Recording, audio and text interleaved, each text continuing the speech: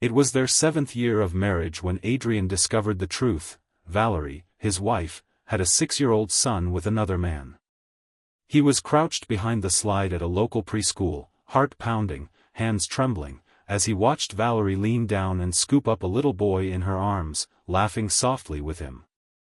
"Mommy, you haven't come to see me in forever." Valerie smoothed the child's hair gently. "Aiden, sweetheart, Mommy's just been busy with work. Be good for Daddy, okay?" "Mommy. Daddy." The words exploded in Adrian's ears.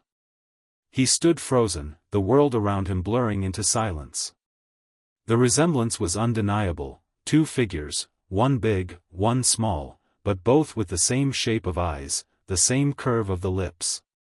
It hit him like a freight train. The woman who once promised to love him forever, she had betrayed him. And not just recently. Years ago. They had been inseparable once. Adrian had risked everything for Valerie. There was a time he had been kidnapped by Valerie's enemies, injected with a drug that ravaged his body from the inside out. His organs began to fail. He had nearly died. When they finally rescued him, the doctor's face was grim. "Mr. Graham, we were able to save your life, but your internal damage is severe. I'm afraid your fertility." He didn't finish the sentence, but he didn't need to.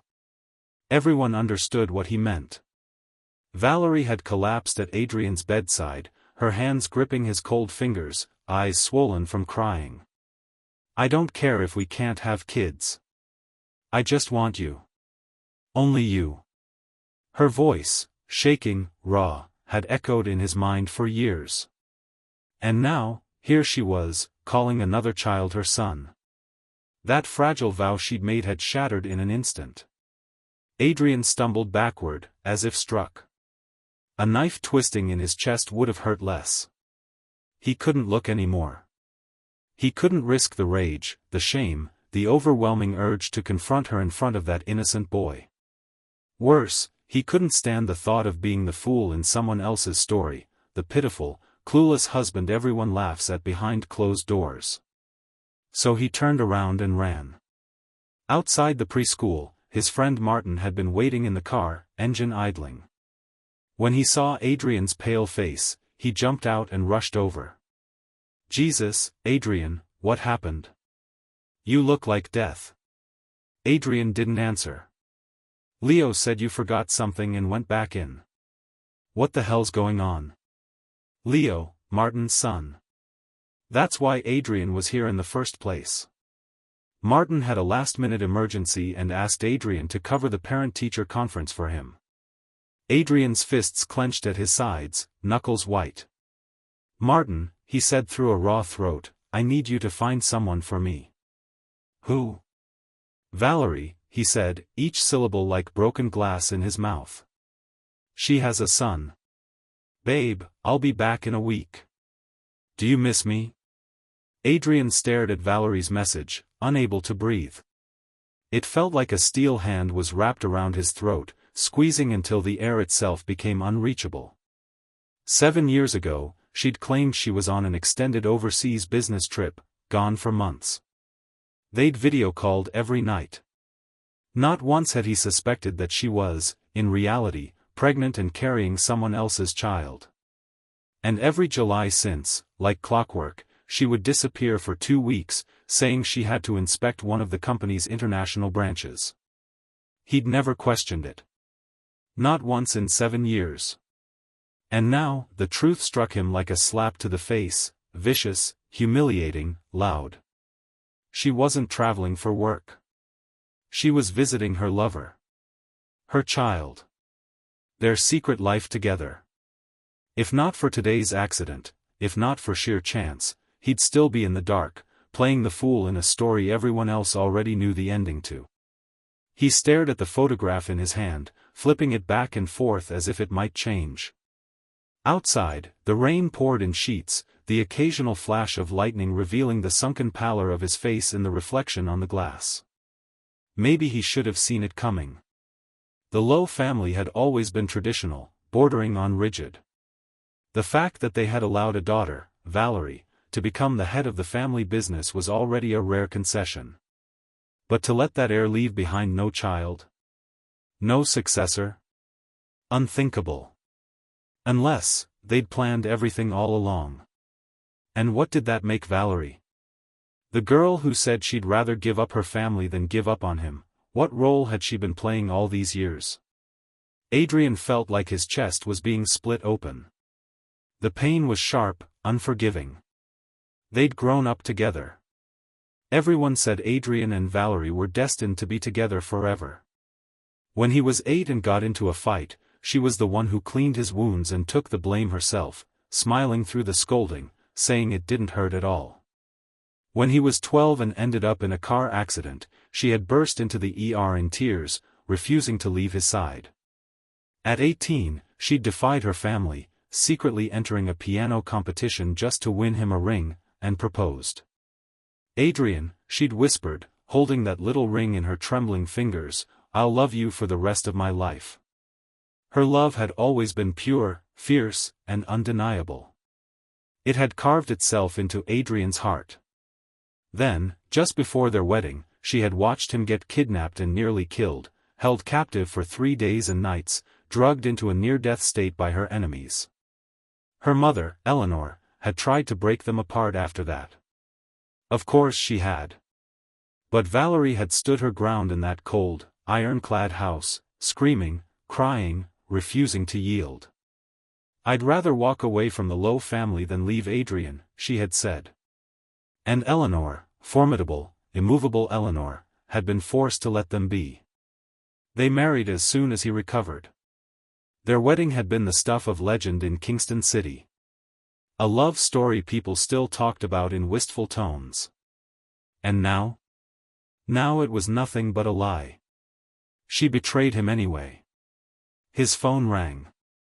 The screen lit up with a name that once brought comfort. Wife. How ironic. Adrian stared at it for a moment, numb, then pressed the answer button with a detached finger. Valerie's voice flowed through the receiver, soft and familiar. Hey, babe. Have you been eating okay? Are you missing me? Any other day, those words would have sent warmth flooding through him.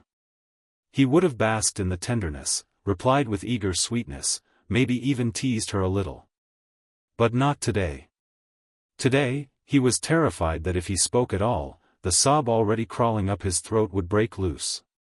Babe? Valerie's tone shifted, alarm creeping in. Are you not feeling well again? I swear, I'll drop everything and fly home tonight. He could hear the rustle of movement, the unmistakable sound of her standing up in a hurry.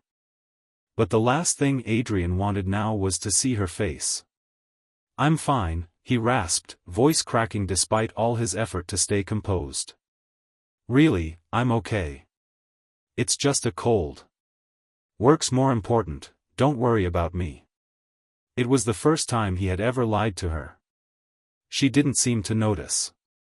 Either that, or something else had caught her attention on the other end of the line. Still, she offered a few words of concern, her voice dipping into that familiar protective softness. Try to rest early, okay? Call me if anything changes. Please don't make me worry. He murmured an assent. His thumb hovered over the hang-up button. And then, he heard it. A man's voice, low, intimate, unmistakably close. Aiden's asleep. We can. Valerie didn't reply. Not a sound. Not even a breath. That single beat of silence, just a fraction of a second, was enough. Then the call cut off. Adrian's hand clenched around the phone so tightly his knuckles went stark white. The cold that surged through him had nothing to do with his supposed fever. She was with him. With that man. He couldn't bear to finish the thought. It clawed at the inside of his skull like something alive. Then came the sound. A strangled sob.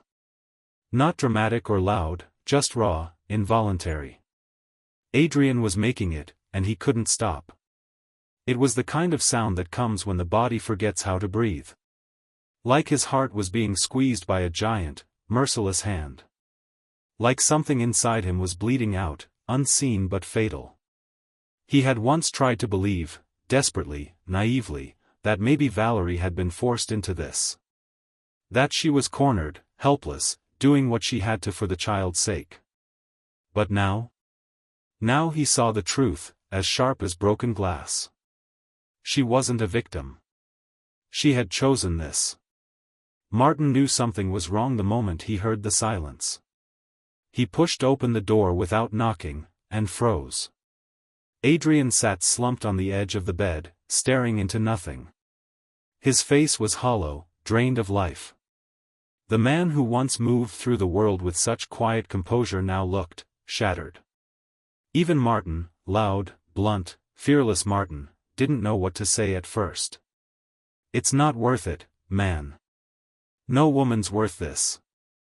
A tear dropped from Adrian's cheek onto the photo still cradled in his hand, landing with a soft, traitorous plip. Martin clenched his fists, helpless. He'd seen Adrian on death's doorstep before, poisoned, half-conscious, barely holding on, but even then, not a single tear had fallen. And now? Now he looked like a man already buried. "Jesus Christ," Martin muttered, jaw tight. "Valerie's a goddamn monster." He couldn't hold back any longer. The words poured out, hot with fury. All that wedding bullshit, every promise, every smile, every word, just lies. And now she's got a whole other family out there? A son? Adrian didn't answer. His eyes drifted toward the window, blank and unreadable. But inside, he had already made up his mind. The next morning, the storm had passed. Sunlight spilled through the windows, clean and indifferent. Adrian hadn't slept at all. He'd spent the night staring at the ceiling, running through every memory, every promise, every lie. He'd once known what pure love looked like, and that memory alone made the betrayal unbearable. He was still Adrian, the man who had once loved Valerie with everything he had. The man who had walked away from his rightful inheritance at Graham Enterprises just to be with her. He would have sacrificed anything for love. But not his dignity. Never that. He picked up the phone and called his father. "Dad, didn't you say the company was looking to expand into the UK? Martin's wife, Charlotte, she's from the British Royal Line. He's taking Leo back with him in 2 weeks. I want to go with them." There was a pause on the line. Then Harold's voice, low and suspicious, "Is this Valerie's idea?" Adrian let out a bitter laugh. Even his father assumed he couldn't make a move without Valerie's permission. "No. This time, it's me." Harold went quiet. His son had always been tethered to Valerie like a shadow. The thought of him traveling halfway across the world, alone, was almost unthinkable. "Adrian, something happened between you two?" The question came sharply. Direct. Adrian hesitated, lips tightening. Then, quietly, "Let's talk about it once I'm there, Dad. Please. Just not now." The Grahams and the Lows had been tied together by blood and business for years. Any ripple in that alliance could send tremors through both families. Adrian couldn't let that happen, not for his sake. Harold sighed. "Fine. Come by the office later. I'll walk you through the expansion briefings." "I will." Adrian ended the call. He stood in front of the mirror, taking in the shadows under his eyes, the hollow of his cheeks. His reflection looked like a man who'd aged 10 years overnight. On the bathroom counter sat the envelope. The divorce papers. His lawyer had already drawn them up and sent them over. But he hadn't yet decided when, or how, to give them to Valerie. How do you end something that's lasted most of your life? He splashed cold water on his face. Shaved the stubble from his jaw. Buttoned a crisp navy suit that fit like armor. And then, wordless and composed, he stepped out of the room. Downstairs, Martin was at the kitchen table with Leo, trying to get the boy to eat a proper breakfast. Judging by the cautious glances Leo kept casting toward the staircase, last night must have scared him more than he let on. "Uncle Adrian's awake," Leo chirped the moment he spotted him, his tiny legs pumping as he rushed across the room. He grabbed Adrian's hand with both of his, then brought it gently to his lips and blew a soft puff of air on it. "Daddy said your heart hurt yesterday," he said solemnly. "So I'm blowing on it so it won't hurt anymore." Adrian's throat tightened. He reached out and cupped the boy's cheek. "Thank you, Leo. That was very kind of you," he murmured. "But I'm all better now. Why don't you go back to your dad?" Leo nodded with innocent certainty, then scampered back to Martin's side, humming some tuneless melody only children understand. Adrian watched him go. And then, just as quickly, his mind was yanked back to yesterday, to Valerie's laughter, the little boy's smile, the way she held that child in her arms. That scene refused to leave him. He inhaled slowly, forcing the acid back down his throat. No more time for mourning. He offered Martin a few words of explanation, nothing detailed, then stepped out the front door. And stopped cold. Across the driveway, near the cherry-red Ferrari parked at the curb, stood a familiar figure. Valerie. She looked exhausted, leaning against the car as she touched up her makeup in the side mirror. The layers of foundation masked the weariness on her face, but not completely. Her features seemed blurred, distant, like someone trying to hold themselves together with powder and lipstick. Adrian blinked. The documents he'd seen showed that both her lover Evan and the child Aiden had July birthdays. Evan's must have just passed. Aiden's wasn't for another few days. So why was she here? Had something gone wrong? His stare must have burned into her skin, because she suddenly looked up, sensing his presence. Her eyes darted around, uncertain, searching, until they landed on him. And just like that, they lit up. Adrian hadn't seen her eyes shine like that in years. She didn't hesitate. She closed the distance between them in quick steps and threw herself into his arms. Her body was still warm, still familiar. But to Adrian, she felt radioactive. He stiffened under her touch, his whole body shuddering involuntarily. "I heard your voice last night, you didn't sound well," she murmured, her tone full of concern. "I caught the red eye back. I had to see you." She looked up at him, searching his face for a reaction. "When I got to the house and you weren't there, I thought maybe you'd come here. I didn't want to wait." Her voice trembled with sincerity. The worry in her eyes didn't look fake. And still, Adrian couldn't understand it. Couldn't reconcile the woman who once cried in his hospital room, begging him to stay alive, with the one who now carried another man's child and wore two lives like she had nothing to hide. He held her, but all he could feel was the fracture deepening inside him. Adrian's lips quivered as he swallowed down the knot in his throat. There were 1,000 things he wanted to say, accusations burning behind his teeth, but all that came out was a quiet, hollow murmur. "I'm fine. I was just heading home." Valerie exhaled in relief, her shoulders softening. "Next time, tell me if you're sick," she chided gently. "You scared me to death." Her voice was gentle as water, the kind that could smooth over any crack if you let it. For a moment, just a flicker, he almost believed in the illusion again, the picture-perfect marriage, the quiet life they were supposed to have. But then, from the corner of his eye, he saw a figure. Tall. Composed.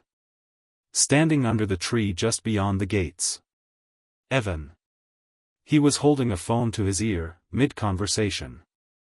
And then, on cue, Valerie's phone lit up and began to ring. She glanced down at the screen. And faltered.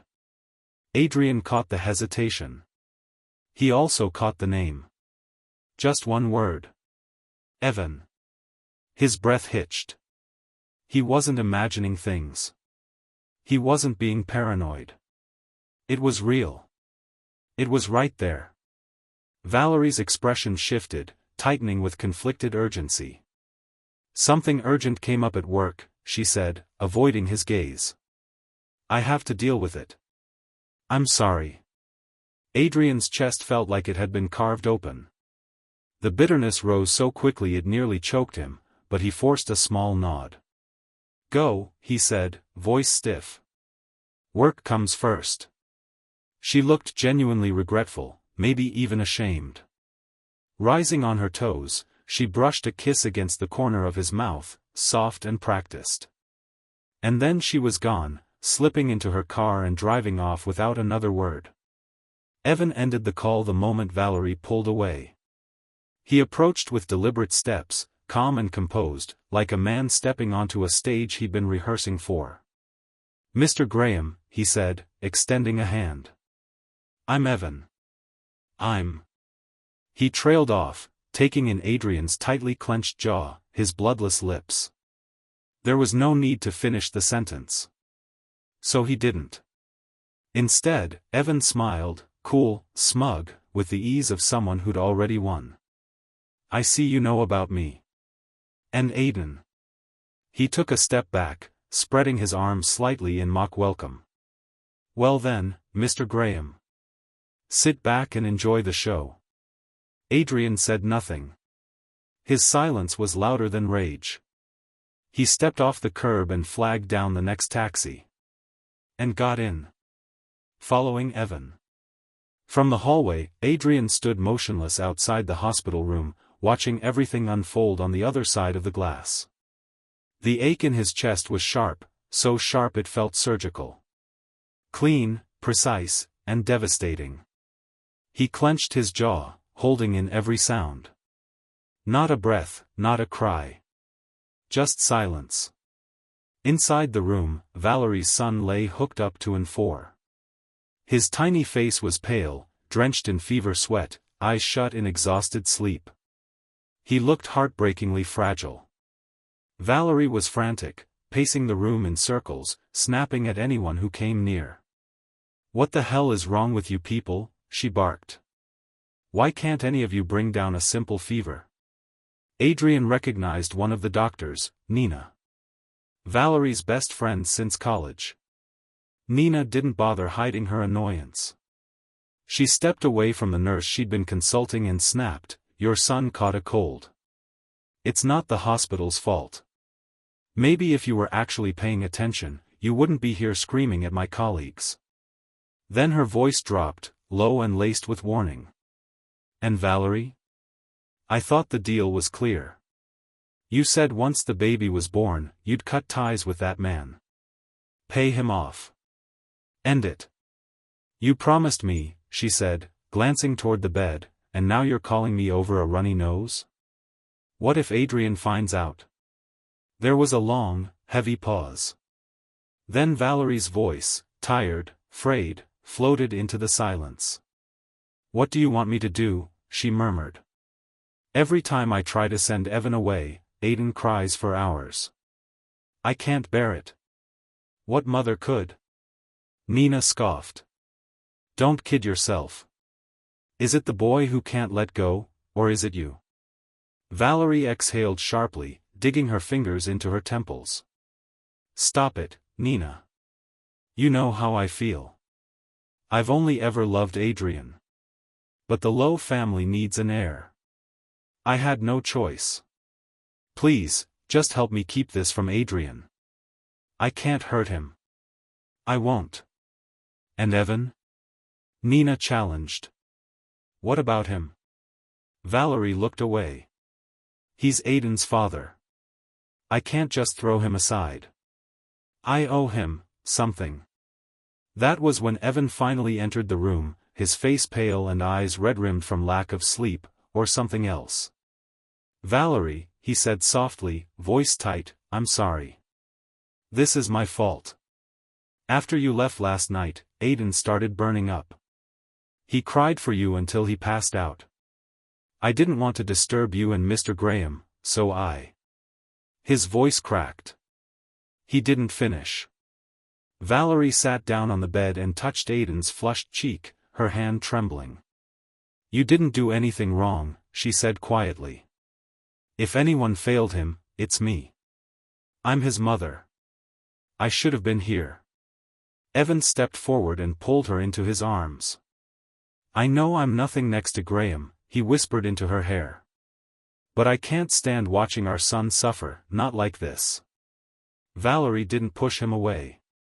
Instead, she stiffened for a moment, then softened, resting against his chest.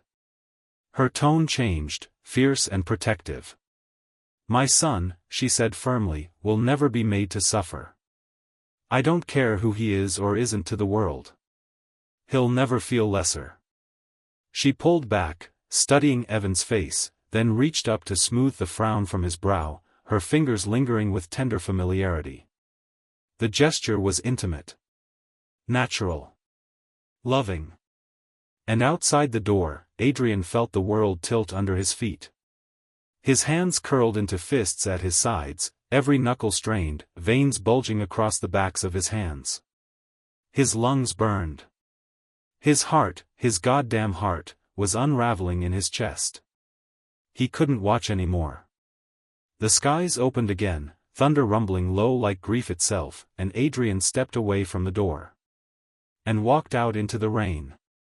Rain soaked through Adrian's clothes, plastering fabric to skin, but he barely felt it.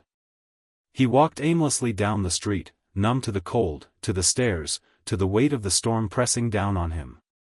The rain streamed down his face, blurring his vision like tears he no longer had the strength to cry. But no matter how hard it fell, it couldn't wash away the shame. The devastation. The sheer humiliation of it all. By the time he arrived at the headquarters of the Low Corporation, his body, already weakened, was trembling so violently he could barely stand. The receptionist gasped the moment she saw him. Mr. Graham. Oh my God, are you okay? She rushed from behind the desk, trying to steady him. Do you want me to call Ms. Lowe? She'd be devastated if she saw you like this, she always worries when you're unwell. Adrian stood frozen. Of course she would. Everyone believed Valerie loved him. Deeply. Without question. No one saw what that love was built on. No one knew how much betrayal had been hidden beneath the surface. He gently pushed the receptionist's hand away. I'm fine, he said hoarsely, his voice shredded and raw. Got caught in the rain. Please, just get me a change of clothes. Something dry. He handed her his credit card and made his way to the nearest private conference room. Once the door closed behind him, the dam broke. He collapsed into the nearest chair and let the grief consume him. The sobs weren't quiet, dignified things. They tore out of him like wild animals. For a man who'd always carried himself with restraint, with pride, the collapse was total. He thought he'd become immune to pain. After everything, after the photos, the silence, the half-truths, he thought there was nothing left to break. But then he'd seen them. A mother. A father. A son. Her family. Not his. The wound he'd spent years hiding had been torn open, raw and bleeding, and no amount of resolve could protect him from it now. He wanted to scream at her. To ask her how she could say she loved him while cradling another man's child. How she could vow forever and then build a secret life behind his back. But there was no one to scream at. Only the echo of his own despair bouncing off the walls. Eventually, a soft knock tapped at the door. Then nothing. When Adrian opened it a few minutes later, no one was there. Just a neatly folded suit. His credit card. A glass of water. And beneath the cup, a small handwritten note. Mr. Graham. I didn't contact Ms. Lowe. I figured you wouldn't want her to worry. He stared at it for a moment, throat tightening, then tore the note into pieces and tossed it into the trash. He changed into the new clothes. Put on the armor. When he looked in the mirror, the broken man was gone, buried under a crisp blazer and a practiced calm. By the time he stepped into the elevator and headed to his office, he was the old Adrian again. Composed. Quiet. Cold. Nothing could hurt him now. He worked straight through the day. Emails. Reports. Phone calls. Meetings. Valerie texted him again and again, dozens of messages piling up on his phone. He didn't read a single one. He didn't reply. Not a word. By dusk, Adrian finally returned to the villa, his body running on empty. He planned to pack his things and leave by morning. He was done. But the moment he opened the door, the sound of a child's laughter rang through the house, sharp, innocent, jarring. And then he saw him. Evan. Standing casually in the living room. The man wore the uniform of a house servant, one from the low estate. Just a few feet away, a small boy was gleefully tearing the living room into chaos, toys and cushions scattered like debris. Evan stepped away from Valerie's side and offered a polite smile, like this was just another Tuesday. "Mr. Graham," he greeted smoothly. "Welcome home. I've been sent from the old manor to assist in caring for young Master Aiden." Adrian's jaw clenched so tight his molars ached. Even breathing felt like a struggle. How dare she? How dare Valerie bring them, those two, into this house? Into his home? She must have seen the storm brewing in his expression, because she rushed forward in a panic. "Honey, wait, I messaged you this afternoon. You probably didn't see it. Aiden, he's a child my mother adopted from an orphanage. That's all." The words passed over him like static. Adrian had already emptied out his grief in a locked conference room, sobbing into his sleeves like a man broken open. What filled him now wasn't sorrow. It was rage. Pure, undiluted rage. They were treating him like a fool. Like a puppet with no strings left to cut. "Valerie," he said, voice shaking with fury, "are you trying to destroy me on purpose?"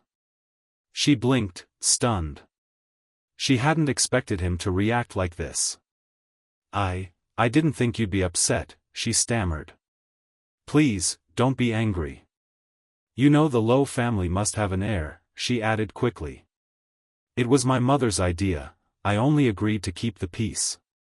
But if you don't want this, I'll send him away. Right now."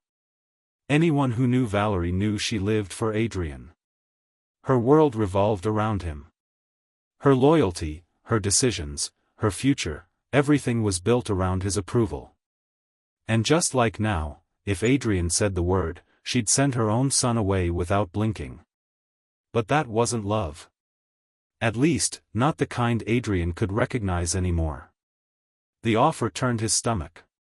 He opened his mouth, ready to lay everything bare, to throw the truth like a grenade into the center of the room. But before he could speak, the boy, Aiden, stopped playing.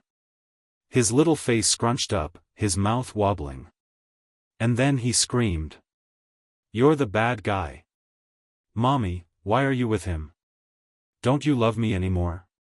His wails pierced the room, high-pitched and frantic. Valerie flinched, visibly shaken. "Who taught you to say that?" she snapped, voice suddenly sharp. "Who told you that?" She turned to the staff. "Are you all deaf? Get him out of here, now." A few startled housekeepers scrambled to obey, trying to hush the sobbing boy as they led him out of the room in a tangle of limbs and apologies. The room went silent except for the fading echo of Aiden's cries down the hallway. Adrian didn't move. Neither did Valerie. But something between them had already shattered beyond repair. Evan, clearly rattled, scrambled to cover the tension in the room. "Ms. Lowe, it's my fault. Please, don't blame the boy," he said quickly, his voice full of urgency. Then he glanced at Valerie, one brief, loaded look. The kind that tugs at a woman's guilt, and her heart.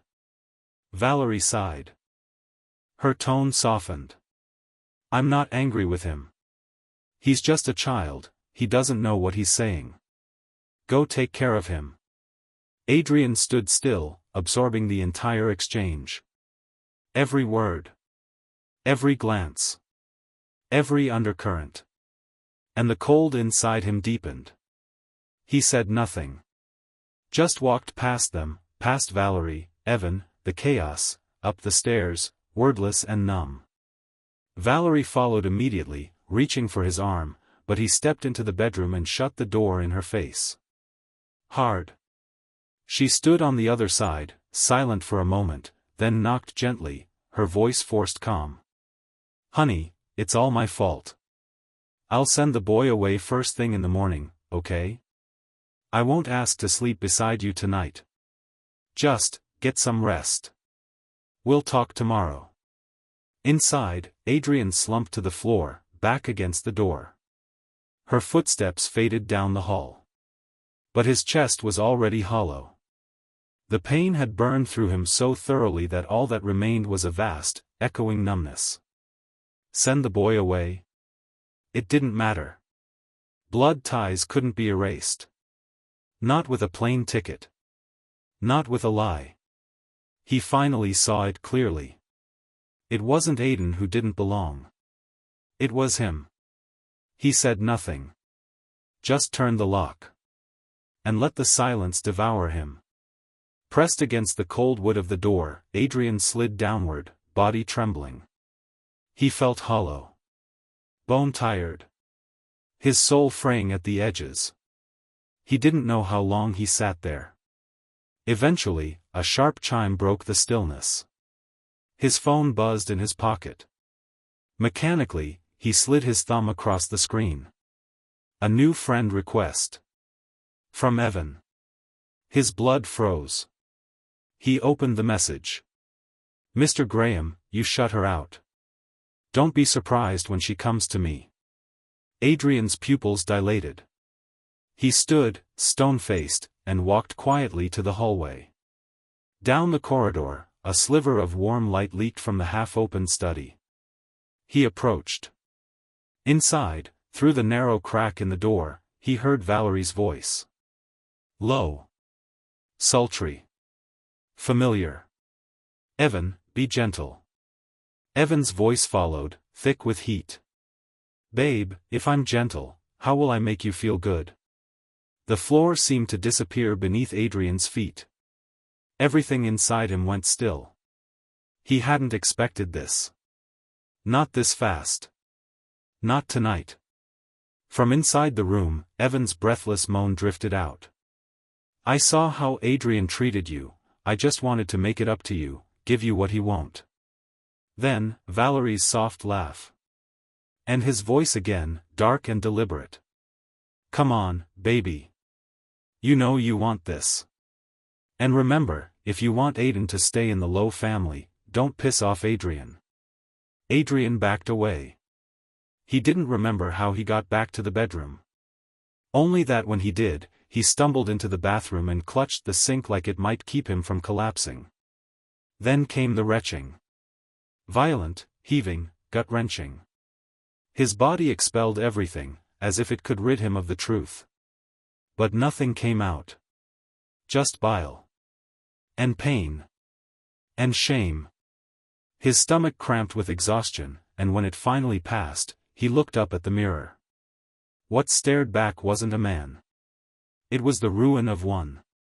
He didn't know how long he stayed like that, curled beside the sink, breathing shallowly as the world slowly shifted from night to dawn.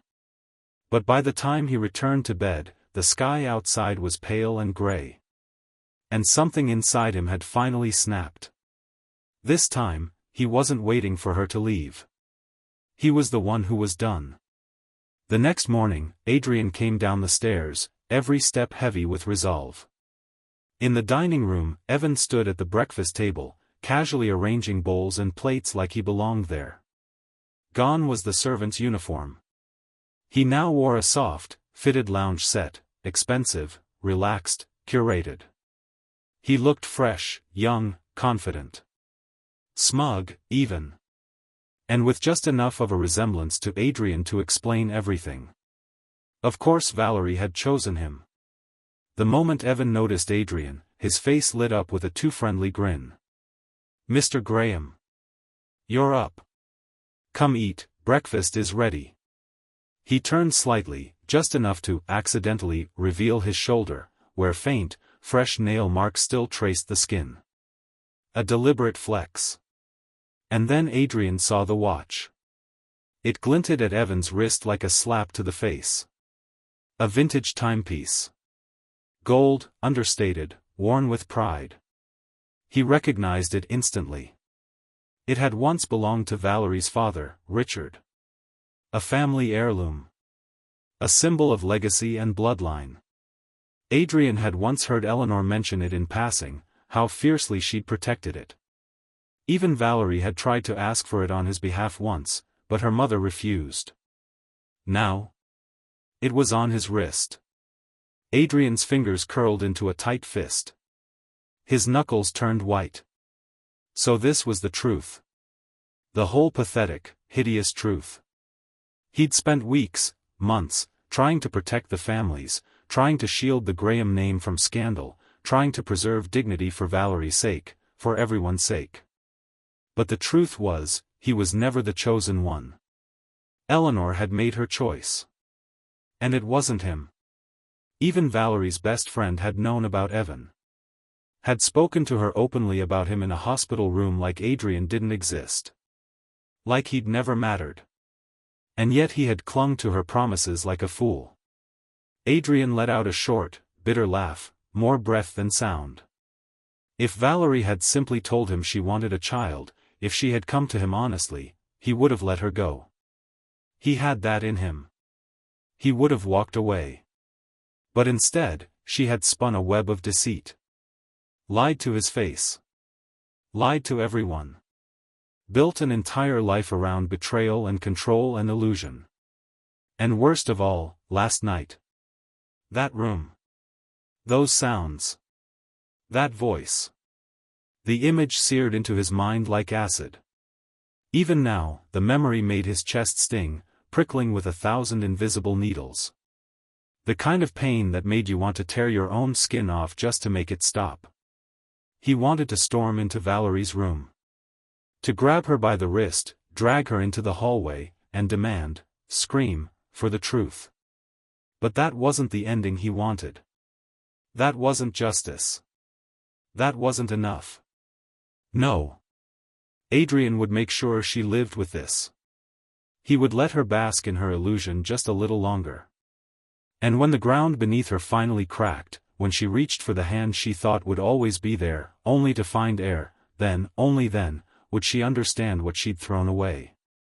He didn't want revenge. He wanted her regret to last a lifetime. Valerie descended the staircase, looking radiant. Not a trace of exhaustion clung to her. Not a wrinkle in her dress. Not a shadow beneath her eyes. After a night like that, she looked refreshed. Rejuvenated. As she passed Evan, their eyes locked for a split second, long enough for Adrian to catch it. That electric, unmistakable flicker of intimacy. Evan smirked. Just a twitch of his lips, but loud enough to scream, "I've already won." Valerie turned away from him and caught sight of Adrian standing in the living room, his face pale, his frame rigid. She froze. "Honey? Are you okay?" she asked, her voice laced with concern. "Did you get sick from the rain last night? I can skip the office today and stay home with you." The words were gentle, practiced. Loving, even. But to Adrian, they were suffocating. Every syllable sounded sticky. Dirty. The very idea of her staying near him made his skin crawl. "No need," he said evenly. "You should go. The company needs you more than I do. I just need rest." Valerie hesitated. It wasn't like him to turn her away, not like this. For years, Adrian had wanted her close. At his side. Always.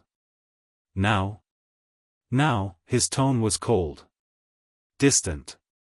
Measured. She recognized that voice. It meant his mind was made up. Still, she wasn't ready to admit what she was feeling. So she turned to the staff and forced a smile. "Make sure Mr. Graham is well taken care of today." The maids and housekeepers exchanged cautious glances. They'd long grown used to this performance, the affectionate wife, the polished household, the scripted care. But even they could feel the shift in the air. Then Evan made his move. He stepped up to Valerie, reached out casually, and adjusted the collar of her blouse. "There," he said, his voice smooth. It was uneven. "Let me fix it for you." Valerie didn't pull away. In fact, she tilted her chin slightly, instinctively, to give him better access. That tiny gesture shattered something in Adrian. The room went silent. The staff froze. Every eye darted toward Adrian, then away. No one dared breathe. Valerie sensed the tension too late. Realizing what she'd done, she jerked backward, creating space between her and Evan. Her voice turned formal. "Thank you." She grabbed her bag and walked toward Adrian. On her tiptoes, she leaned in close, brushing her lips near his ear. Her voice dropped to a sultry whisper, the exact same tone he'd heard through the crack of the study door just hours earlier. "I'll be home soon, babe." And then she was gone. Adrian remained still for a moment. At the table, steam rose from a spread of elegant breakfast dishes, everything plated with care. But the sight of it made him nauseous. The sound of Valerie's voice. The smugness on Evan's face. The soundless shuffle of the staff pretending not to notice. All of it replayed in his mind on loop. He couldn't eat. He couldn't breathe. Without a word, he stood and walked upstairs. He opened the closet. And began to pack. Every drawer. Every shelf. Every article of clothing. Every memory soaked into the walls of this house, he gathered it all. He wasn't running. He was erasing. Everything. Adrian didn't hear him at first. But when he turned around, Evan was already standing in the doorway of the walk-in closet, arms crossed, a smug little smile tugging at the corner of his mouth. "Well," Evan said, voice thick with mock admiration, "Mr. Graham really knows how to keep his cool. But let's be honest, Aiden is the future heir of the Lowe family. I'm his biological father. There's no place left for you in this house." Adrian looked up slowly. He didn't rise to the bait. Didn't shout. Didn't even blink. Instead, he smiled, calm, razor-sharp, unsettling. "So?" That one word threw Evan off balance. He frowned, then tried again, voice sharper now. "Look, I get it. You don't want the divorce. But you can't keep clinging to the husband title forever. It's selfish, don't you think? Valerie deserves to move on." Adrian chuckled under his breath, a sound with no humor in it. "Oh," he said, eyes gleaming with contempt, "so that's what this is about. You want to be her husband now?" He reached into his duffel bag, pulled out a thick folder, and tossed it to Evan. "The divorce agreement. Already signed." "I know how deep Valerie's feelings for me run," Adrian said, voice low but cold. "Getting her to sign this won't be easy." He took a step closer, his gaze like ice. "But now the paperwork's in your hands. If you've got the guts, make her sign it. If not, get used to being the side piece forever." Evan's face lit up as he grabbed the document, flipping it open to see Adrian's signature on the bottom line. But the triumph in his expression wavered when he glanced up. "You're really walking away?" he asked, squinting like he couldn't believe it. "You'd give her up just like that?" Adrian's chest tightened. The question pierced deeper than he expected. After all these years, after loving Valerie with everything he had, nothing about this was easy. But he closed his eyes, took a long breath, and when he opened them again, the grief had been buried beneath layers of ice. "I don't share women," he said simply. That was the truth. He would have died for Valerie. But he would never live with her betrayal. Evan gave a short, dismissive laugh, assuming Adrian was bluffing. Still, he tucked the folder under his arm and disappeared, clearly eager to parade it in front of Valerie. Adrian turned back toward the closet. Gifts. Ties. Watches. Cards. All the things Valerie had given him over the years, lined up neatly, like artifacts from a dead relationship. He felt nothing. He began packing. Clothes. Identification. Documents. Personal items. Essentials. Everything that mattered went into his suitcase. Everything from her, gone. He boxed it all up and sent it off to a local auction house. Not a single trinket spared. If he was leaving clean. The staff watched from corners and hallways, whispering behind doors, unsure of what exactly was happening. But Adrian didn't explain. He didn't need to. By the time the packing was done, the sun was dipping low on the horizon. Afternoon light flooded the living room as Adrian sat quietly on the couch, suitcase at his side. Waiting. Martin would be there soon. And when he walked out that door, he would never look back. Adrian sat motionless on the edge of the couch, body swaying slightly.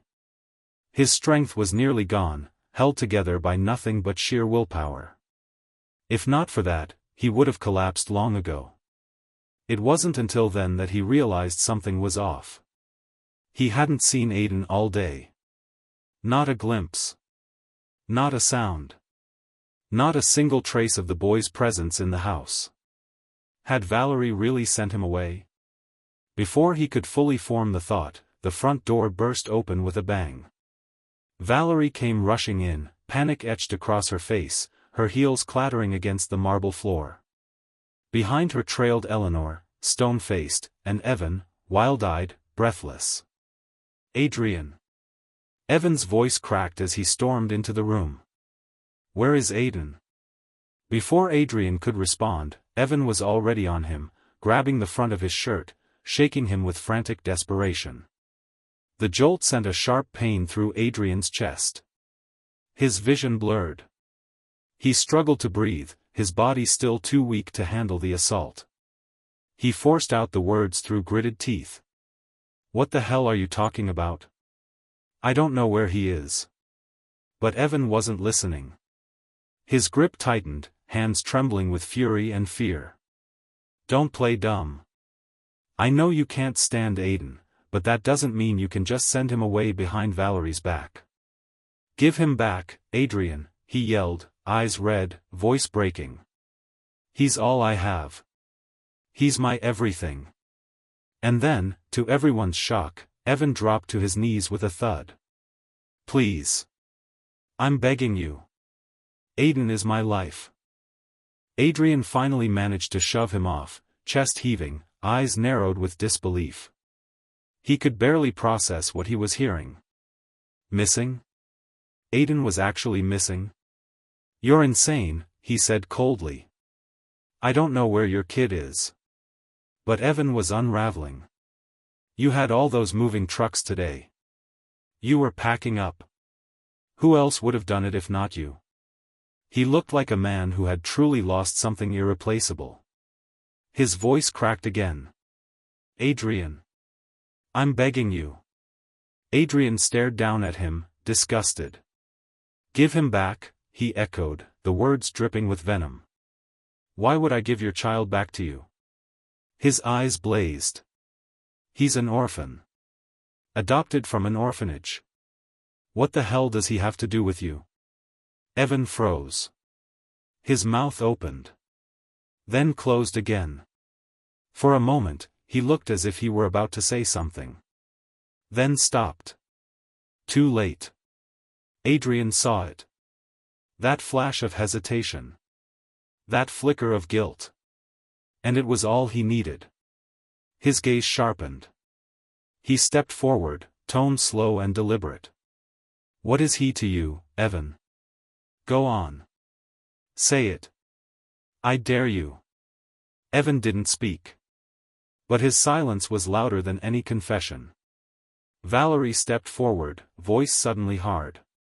"That's enough." Her words rang out like a slap. Adrian stopped, stunned. He turned to her slowly, his expression unraveling. She had never spoken to him like that. Not once. Not in all the years they'd known each other. Even when others had turned against him, even when Evan had grabbed him, accused him, humiliated him, she hadn't said a word in his defense. But now? Now, she raised her voice for them. For Evan. For Aiden. Not for him. Not for the man who had bled for her. Not for the man who had given her his whole life. The hurt in Adrian's eyes was immediate. And unmissable. He stared at Valerie, breath-catching, as something inside him cracked wide open. Disappointment. That word alone filled Adrian's entire mind.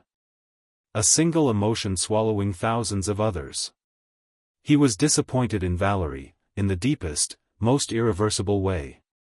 She must have seen it in his face, because her tone quickly softened, guilt blooming in her eyes. "Adrian," she said, voice low, "I didn't mean to blame you. It's just. Aiden's always been with Evan since we brought him home. He panicked, that's all." "I don't want to hear it," Adrian cut her off, voice flat and cold. "There's nothing left to say." He turned away slightly, eyes glinting with something sharp.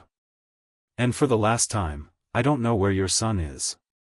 If he's really missing, call the police." His words were calm. Too calm. So calm it made Valerie's heart clench. She didn't even notice the shift in his language, not at first. But it was there. He hadn't said, "the child." He'd said, "your son." And he'd meant it. No more pretending. No more shared illusions. By then, the three of them had arrived at the Lowe family estate. The tension in the air was thick, suffocating. Just then, Valerie's assistant, executive, came rushing in from the courtyard, breathless. "Ms. Lowe, the child's been found." Everyone turned. "He was discovered in a cargo truck just outside the city," the assistant continued. "Luckily, it hadn't gotten far. They're bringing him back now." A collective breath of relief swept through the room. All except Adrian. He remained still, unmoved. He couldn't relax, because he had been the one who'd called for the trucks to deliver his belongings to the auction house. He hadn't seen Aiden get in, but now, it wouldn't matter. The suspicion would fall squarely on him. Eleanor, perched on the antique velvet sofa, crossed her legs with exaggerated poise and let out a sharp, derisive snort. "TCH. Not even man enough to get your wife pregnant, and now you're unhappy when I hand-deliver you a ready-made heir." Her voice sliced like a scalpel. The insult wasn't even subtle. It was meant to hurt. And it landed. Right where it always did. Adrian's eyes flicked instinctively to Valerie, desperate for her to say something, to push back, to deny, to defend him, even once. But she wasn't looking at him. She was staring at Evan. Unblinking. Focused. Thinking. And that, more than anything, broke something in Adrian. His chest tightened. His lungs refused to draw in air. It felt like the very breath had been punched out of him. He let out a soft, bitter laugh. "You're right," he said, his voice cracked with exhaustion. "I should have let them kill her when they had the chance. Should have just given up her location and walked away." He hadn't planned to say it. But it slipped out. And with it went the last of his strength. Valerie's head snapped up. She stared at him, stunned, her eyes wide. "Adrian, don't say that. Don't say something you'll regret." But his gaze was hollow. A quiet ache spread across his face like frost. He saw her take a step forward, hand outstretched, reaching for him. "Please," she said softly. He flinched back as if her touch might burn him. No. He didn't look at her. Didn't yell. Didn't plead. He just pulled out his phone, lips pressed into a thin line, and typed. Martin, how far are you? No reply. He tried again. Still nothing. The silence that followed was deafening. In the grand foyer of the Low estate, surrounded by wealth, lies, and broken promises, Adrian stood alone. No one said a word. No one dared. And for the first time in years, Adrian realized what it felt like to have nothing left to lose. Not long after, Aidan was brought back to the estate. The moment he stepped inside, he rushed to Valerie and hid behind her legs. Then, with trembling fingers, he pointed directly at Adrian. It was him, he cried. He tried to throw me away. It was him. The accusation hung in the air like a slap. Eleanor immediately stood, her expression hardening. Adrian, she said coldly, what else is there to say? Aidan's a child, he doesn't lie. Adrian opened his mouth, but stopped. He caught it. That flicker in Valerie's eyes. That doubt. She believes it, too. Or at least, she wants to. A strange quiet settled inside him. Not rage. Not sorrow. Just emptiness. He gave a hollow smile, voice rough. Think whatever you want. It doesn't matter anymore. Nothing I say will change a thing. Mommy, see? Aidan tugged on Valerie's sleeve, his voice high and urgent. The bad man admitted it. You have to punish him. But Adrian wasn't looking at the boy anymore. He was watching Evan. And Evan, calm as ever, gave Aidan the smallest nod of encouragement. Adrian saw it. And Aidan did, too, his stiff little body relaxed instantly. The performance was over. Valerie knelt beside Aidan, brushing the boy's hair gently, her gaze full of maternal warmth. Don't worry, sweetheart. Mommy will protect you. Always. Then her tone dropped. Cold. Commanding. Escort Mr. Graham to the family disciplinary room. He doesn't leave until I say so. The words rang like a verdict. Final. Public. Unforgiving. She stood and took Aidan's hand. Evan fell into step beside them as they walked out together, mother, father, child. A picture-perfect family. Not once did she look back. Not a single glance. Only Evan turned. Smirking. Victorious. His eyes locked with Adrian's for one lingering second. It landed like a dagger. Eleanor gave a satisfied nod and gestured to the staff. Take him. The senior housekeepers, who had served in the Low household for decades, hesitated. One, older than the rest, leaned in and whispered near Adrian's ear as he was led away. Don't be afraid, sir. We don't believe the boy. Maybe the lady has her reasons. She's always loved you too much to truly hurt you. Adrian didn't answer. He smiled faintly. A bitter, exhausted smile. It doesn't matter anymore. He was already leaving. None of this mattered. They locked him in the family disciplinary room, a cold, stone-walled chamber in the old wing of the estate. 3 days passed. It was worse than he expected. Worse than isolation. Worse than shame. It was familiar. 7 years ago, Valerie had sat in this very room. 3 days. Refusing food. Defying Eleanor. Fighting tooth and nail for the right to love him. Back then, everyone had tried to pull them apart, Eleanor, Martin, even Harold. The entire Low legacy rested on an heir, and Valerie was the only daughter. She had paid for her defiance with silence, tears, and bruised pride. And he had married her anyway. He thought they were unbreakable. He thought love was enough. What a fool. Now, it was his turn in the dark. For what? For trusting her? For not asking more questions? For choosing her over his own future? He stared at the cracks in the ceiling until his vision blurred. Valerie. I hope you never regret this.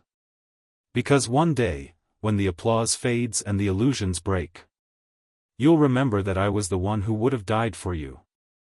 On the morning of the fourth day, the heavy door to the disciplinary room finally creaked open. Valerie stepped inside. Adrian, she said quietly, her voice hoarse, her face drawn with fatigue. I've come to get you. Adrian didn't move.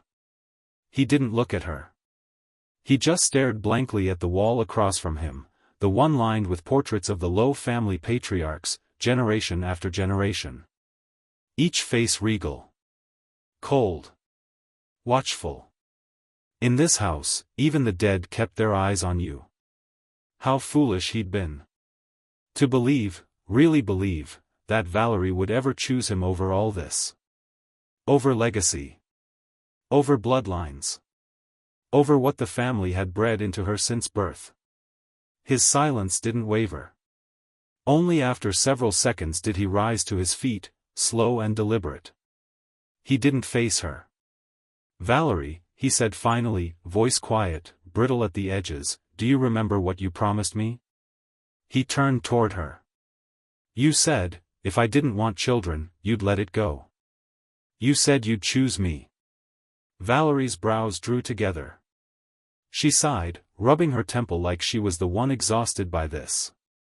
Adrian, the Lowe family needs an heir. We're partners, aren't we? We're married. I thought you'd understand. He stared at her. That line, he'd heard it too many times now. It no longer held meaning. It was just family branding. He let out a cold, hollow laugh. Is that so? He said. Because I was under the impression that he's your biological son. Valerie froze.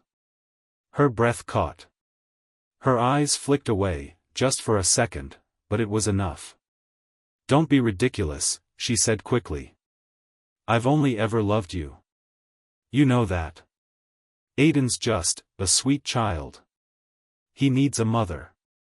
Love. The word tasted like ash in Adrian's mouth now. He didn't want to ask. He didn't want to hear another carefully rehearsed lie. He opened his mouth anyway, the years of pent-up emotion rising like a tide. Valerie, how could you still? But before he could finish, the door swung open again. Evan stepped inside without knocking. Valerie, he said breezily, Aiden's asking about the amusement park again. Let's just go today. He's been stuck at home too long. Then he glanced at Adrian. Up and down. Assessing. Though Mr. Graham doesn't exactly look up for it. Before Adrian could speak, Valerie cut in. He's not coming, she said flatly. Evan raised an eyebrow but said nothing more. Valerie turned back to Adrian, her face unreadable. Tomorrow is Aiden's birthday. We'll be hosting a formal celebration at the main estate. The whole family will be there. She paused. It'll also be the occasion where we publicly announce Aiden's identity. Then, her words landed with surgical precision. You're his father. You'll be expected to act like it. Adrian nearly laughed aloud. Father. What a joke. She didn't even flinch when she said it. Did she not hear how absurd it sounded? He didn't reply. He didn't need to. He walked right past her, out the door, down the front steps of the Lowe estate. And there, at the edge of the long gravel drive, stood Martin, pacing, his coat half-buttoned, eyes scanning anxiously. Adrian's chest tightened at the sight of him. Someone who still cared. Someone who'd come. Martin saw him and rushed forward. Adrian didn't speak.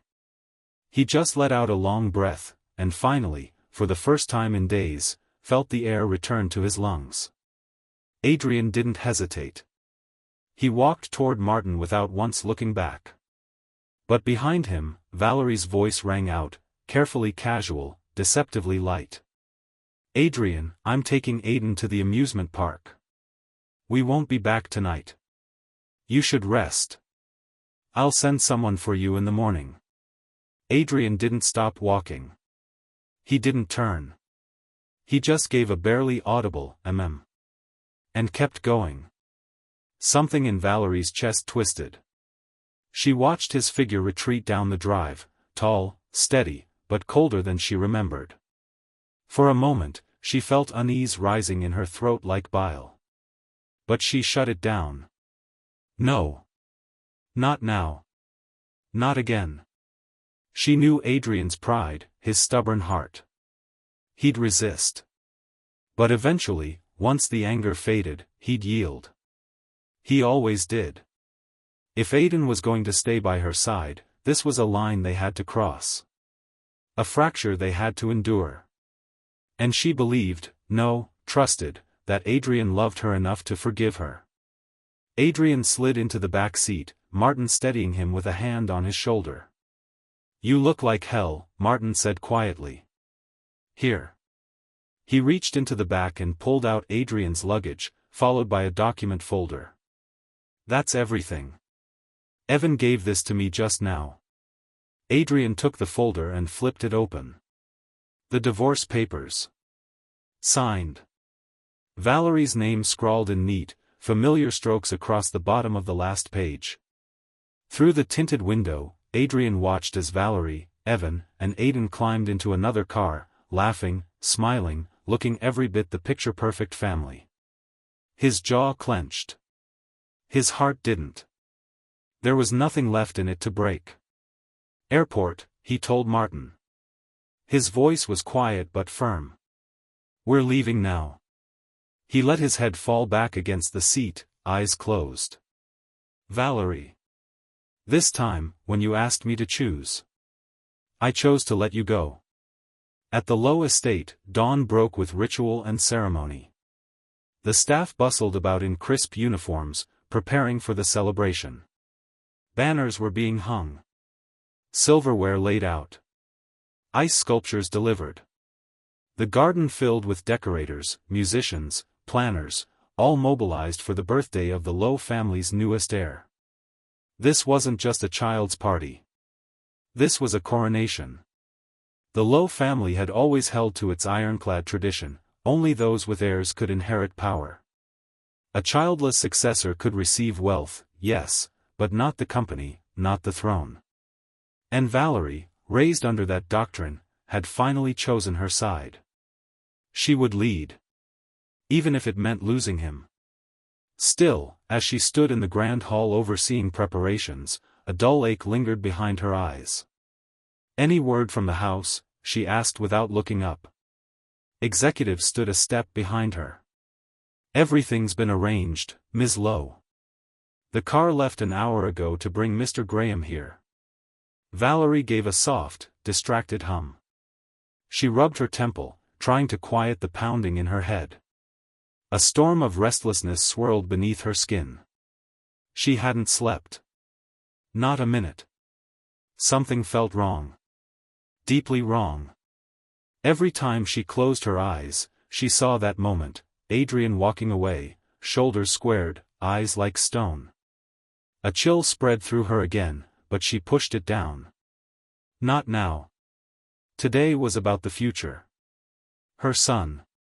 Her legacy. Her rightful place. She told herself, again and again, after today, everything will return to normal. She just had to get through it. Valerie stood at the window, arms crossed, gaze fixed on the scene unfolding in the courtyard below. Eleanor sat comfortably on a white wrought iron bench, Aiden in her lap, her face glowing with affection. "Aiden," she said sweetly, "it's your birthday today. I got you something very special. I know it's your favorite. Come on, open it, tell Grandma if you like it." Aiden's reply was simple. "Thank you, Grandma," he said with a soft smile. But even that was enough to make Eleanor beam, her eyes crinkling with joy. Beside her, Evan stood with folded hands, posture deferential, the perfect portrait of gratitude. "You've raised a wonderful grandson, Evan," Eleanor said, patting his arm with approval. "As long as I'm alive, no one in this house will dare mistreat you." Evan bowed his head slightly, smiling with practiced warmth. "It's been my honor to raise the child I had with Valerie. I only want Aiden to grow up safe and strong." Eleanor nodded, clearly pleased. She patted his hand again. "You're obedient. You know your place. Not like that arrogant boy from the Graham family. Always reaching beyond his station." Evan didn't respond. He lowered his gaze and smiled as if in agreement, though something sharp flickered behind his eyes. A moment later, a servant approached with a polite bow. "Madam, the guests have all arrived." Eleanor stood and took Aiden's hand. "Let's not keep them waiting." Then, after a moment's pause, she glanced back at Evan. "You should go rest now," she said, tone even but firm. "This gathering isn't one you need to attend." Evan stiffened, but masked it quickly. "Yes, ma'am," he said. He bowed his head and stepped back, walking away without protest, though the bitterness in his eyes burned like acid. Out in the garden, the estate was alive with elegance and expectation. Guests in tailored suits and glittering gowns moved through the manicured lawns, their expressions polite but curious. Earlier that morning, the official Lowe Corporation account had posted a public announcement: President Valerie Lowe proudly celebrates the birthday of her beloved son. The post had gone viral within minutes. Everyone remembered the whispers from years ago, how Adrian Graham had nearly died after being injected with a toxin that destroyed his fertility. The story was no secret. So now, with the sudden appearance of a child, people had questions. Many questions. The Lowe family was an institution, a dynasty. Heirs weren't just family, they were business, reputation, power. And for years, everyone assumed the line would end with Valerie. She and Adrian had always been inseparable, scandal-free. No affairs, no drama, just quiet strength. But now, this? A child? From nowhere? It didn't sit right. People circled, exchanged glances, whispered behind champagne flutes. Eleanor stepped forward, composed as ever, and addressed the guests in her warmest voice. "Aiden is a child we adopted from an orphanage. A blessing. It was fate that brought him to our family. We're so happy to share his birthday with all of you." Smiles. Nods. But no one bought it. Not really. From somewhere in the crowd, a voice floated up, half laughing, half serious. "He looks just like her, doesn't he? Spitting image. Can't be just a coincidence." Another voice added, sotto voce, "What if she had the kid on the side? While Adrian was clueless?" Murmurs rippled through the garden. The air shifted, subtly, but definitively. Eyes darted toward Eleanor, toward Aiden, toward Valerie in the distance. And in that moment, the immaculate facade of the Lowe family began to hairline crack. Not from the outside, but from within. "Yes, now that you mention it, the boy really does look a bit like Ms. Lowe, doesn't he? And Adrian was kidnapped back then because of her. What if she had this child in secret all those years ago, just to secure her inheritance? Then quietly brought him back when the time was right? Well, what did you expect? This kind of thing happens all the time in wealthy families. I used to think maybe their love was real. Now I just feel sorry for Adrian.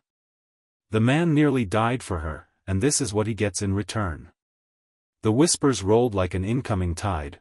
Once the first wave hit, the rest came crashing in behind it. Eleanor's expression hardened. She opened her mouth to respond, but before she could speak, Valerie appeared in the doorway. She was radiant in a flowing, custom-made white gown, the silk catching the morning light. Every inch of her was elegance and authority. "What's everyone chatting about?" she asked coolly, her voice calm but unmistakably commanding. The garden fell silent. No one dared say aloud what they'd just been speculating. Everyone in their circles knew the story, how Valerie had once risked her life for Adrian, how their bond had seemed unbreakable. This might all look suspicious, but no one was foolish enough to confront her directly.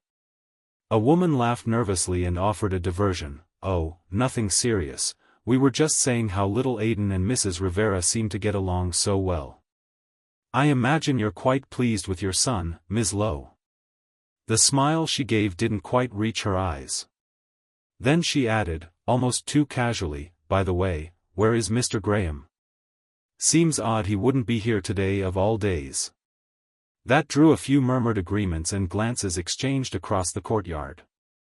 Indeed, Adrian's absence was starting to feel conspicuous. All eyes turned to Valerie. But her expression didn't change. She walked forward, took Aidan's hand from Eleanor's and smiled with serene grace. "No need to worry. Adrian's just finalizing a gift for Aidan. He's on his way." Then, with a polite but unmistakable dismissal, "The party is about to begin, and I have a few final preparations to oversee. Please, enjoy yourselves." With that, she turned and led Aidan into the house, her posture regal, unbothered. It wasn't until they reached the second floor, just outside the study, that Aidan tugged on her hand and looked up at her. "Mommy," he said softly, "it's my birthday. Why won't Daddy be here? I want my daddy." Valerie stopped. Her eyes tightened. "From now on," she said, voice flat, "your father's name is Adrian Graham." Aidan yanked his hand away as if stung. His face scrunched in confusion and anger. "No. I don't want him. He's mean. He said he was gonna send me away. He wants to take you away from me. I hate him. He's not my daddy." "Enough," Valerie snapped. Her voice cut like a blade, and Aidan fell silent, though his eyes shimmered with tears. He was so much like her, she realized. Stubborn. Fiercely possessive. Willing to fight for what he wanted, even at the cost of reason. She knew what she was asking wasn't fair. Telling a child to call a stranger Dad was cruel. But in their world, none of them had the luxury of choosing fair. They all had their parts to play. Even the children. Evan stepped out of the room just in time to witness the exchange. His jaw tightened. He had heard, the divorce papers were gone. Adrian had left. All he needed now was patience. Valerie would marry him eventually. After all, he was Aidan's biological father. That fact alone would give him the seat he'd been clawing toward for years. He pinched his thigh hard, eyes watering slightly, then softened his face as he approached. Scooping Aidan into his arms, he looked at Valerie with a pained expression. "Valerie, he's just a child," he said quietly. "You gave birth to him, but I've been the one raising him. Of course he can't be without me. I know I mean nothing to you, that your hearts always belonged to Mr. Graham. But I'm begging you, don't punish Aidan for that. He's your son. Please, don't make this harder on him." It was the same trick that had worked before. Play the martyr. Make her feel guilty. Make her believe he was essential, not for her, but for the child. And just like that, he saw her falter. Valerie stepped forward, lifted him to his feet, and gently straightened the knot of his tie. Her movements were slow, intimate. "I know you love me, Evan," she murmured. She placed his hand on her chest, voice soft as silk. "As long as you don't ask for marriage, I'll let you stay. You can watch Aidan grow up, at my side." Evan's arm wrapped around her, and as he felt her body rest against his, a flicker of triumph curled at the edge of his lips. That was all he needed, for now. Eventually, a housemaid came to fetch them. Valerie reluctantly sent Evan back to his room, then took Aidan downstairs by the hand. The garden was already buzzing with life, guests chatting in small circles, champagne glasses clinking, laughter under the sun-drenched trellis. But Valerie's eyes swept the space with growing unease. No sign of Adrian. Not just Adrian. No one from the Graham family had shown up. A tight knot formed in her chest. Something wasn't right. She pulled out her phone, only to find it had somehow shut off. Frowning, she pressed the power button, but before she could make another move, her executive assistant came hurrying toward her, expression grim. Valerie's breath caught. She immediately handed Aiden to Eleanor and turned back toward the house. The moment the study door closed behind them, her voice dropped. "What happened?" she demanded. The executive looked her straight in the eye. "Ms. Lowe, the driver sent to pick up Mr. Graham reports that he's missing." Missing? Valerie blinked. For a moment, she didn't seem to understand. That's impossible. He agreed to this. He said yes to the birthday. He didn't seem. The executive interrupted gently, "Ma'am, the house staff say he never returned home last night. His clothes, his ID, everything's gone. We believe Mr. Graham left of his own accord." Valerie's gaze sharpened. The words landed like a stone thrown into still water, the ripples expanding fast and furious inside her chest. Adrian had vanished. And he hadn't even said goodbye. A loud hum filled Valerie's ears. For a moment, it felt like her brain had simply shut down. "That's impossible," she snapped, voice cracking. "Adrian wouldn't leave on his own. He must be in danger." She didn't even notice her hands were trembling. Or that her voice had begun to shake too. Adrian was her husband. He loved her. He wouldn't just walk away, not like this. The assistant remained silent. Then, with a heavy expression, he handed her his phone. "Take a look at this, Ms. Lowe. You'll understand." Valerie took the phone, tapped it on, and immediately saw the Graham Group's official account. She frowned. Her thumb slid downward. And then she saw it. The divorce announcement. The world tilted under her feet. She blinked, hard, trying to process it. The words were simple, she knew every one of them. But strung together, they made no sense. How could she be divorced? When? She looked up slowly. The assistant braced himself, then spoke. "The Graham Group has officially announced that all cooperation with the Lowe Group is terminated. Adrian Graham and Valerie Lowe are no longer married." The words landed like a blade.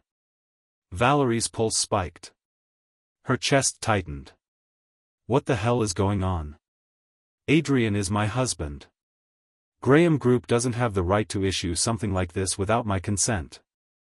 She tried to steady herself, but her whitened knuckles, curled into a death grip around the phone, betrayed the panic rising in her. Her voice dropped to steel. "Prepare the car. I'm going to the Graham estate." The assistant nodded and moved immediately. But before he could leave, Evan burst through the door. "Valerie, wait. Aiden's birthday party is about to begin. You can't leave now." Valerie turned slowly, her expression like thunder. "And when did you start eavesdropping at my door, Evan?" The chill in her voice made his knees wobble. Still, Evan clung to his act, reaching to lightly grasp the sleeve of her blouse with a quivering hand. "I was only worried about you. This day is important to Aiden. If you leave now, what will people say about him?" "I don't care about myself," he whispered. "But Aiden's your son. Please, at least wait until the party's over." Valerie lowered her gaze. And there it was again, that face. Just close enough to Adrian's to twist the knife. On any other day, she might have softened. Not today. Her hand flew out and shoved Evan aside. "Get out of my way." He stumbled back, stunned. When he tried to follow, the assistant stepped in front of him, blocking the door. Evan's voice cracked. "Valerie, you." Valerie didn't even look back. Her words were ice. Evan. You'd better pray that you had nothing to do with Adrian's disappearance. She left the rest unsaid. But her glare said it all. With that, she stormed out, heels striking the floor like gunshots. Evan stared after her, chest heaving, face twisted in fury. That damn man was always in the way. He had given up everything for this life, for her, for Aiden. He had played every card, swallowed every insult, endured every humiliation. He wouldn't let Adrian destroy it all. Not now. Not ever.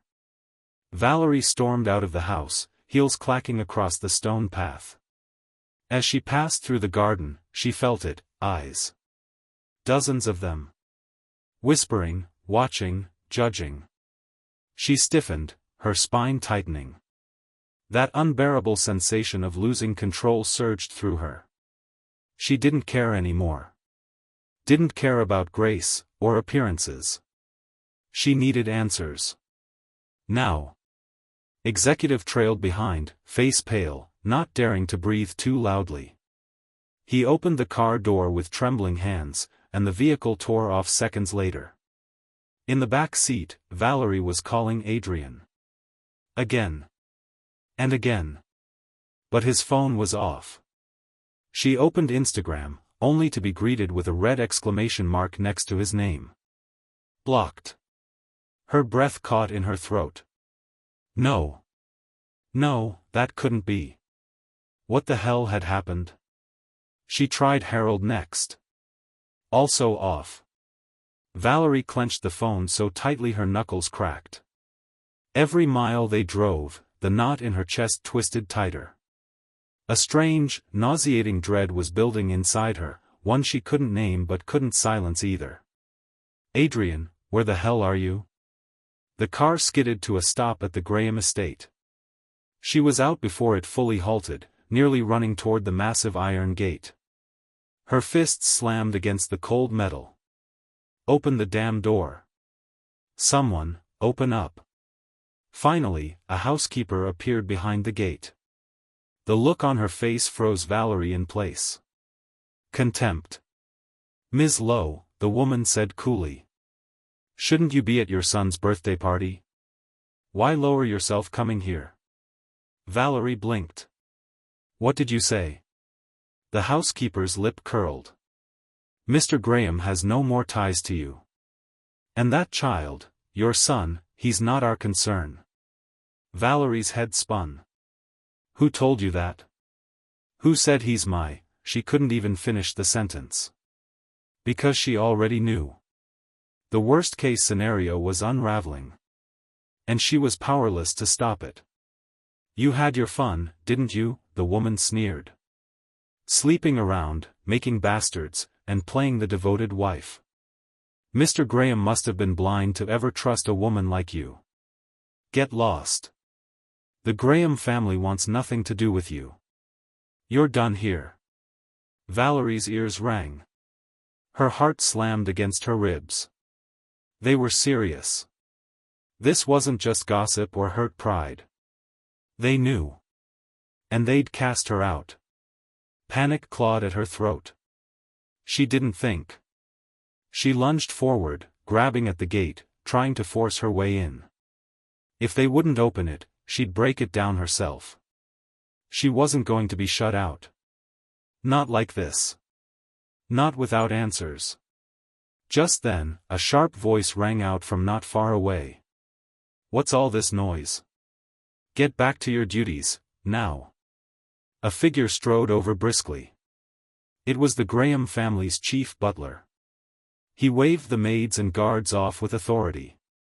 They shot Valerie a few final venomous glances before scattering like leaves in the wind.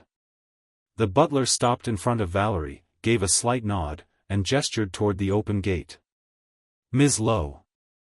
Mr. Harold Graham is expecting you. At those words, Valerie's shoulders loosened ever so slightly. Harold. If Harold was willing to see her, maybe there was still hope. She swallowed hard, heart pounding faster now, not with rage, but with something more primal. Dread. She walked in quickly, but the familiar path felt impossibly long. She had walked this stone path dozens of times before. But today, each step felt like she was dragging chains behind her. Inside the Graham estate's main hall, Harold sat silently on the couch, his hands folded, face unreadable. Beside him sat Margaret, Adrian's mother. Her eyes were red-rimmed, her cheeks stained with tears. Her grief clung to her like a second skin. The moment she saw Valerie, Margaret sprang up from the couch with shocking speed and slapped her across the face. Crack! Valerie's head snapped to the side. Even Executive flinched behind her, drawing in a sharp breath.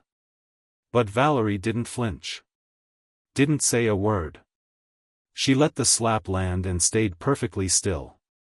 Valerie. Margaret's voice cracked. Do you even have a heart? How could you do this to Adrian? Valerie's cheek stung, but her voice remained low. Mom.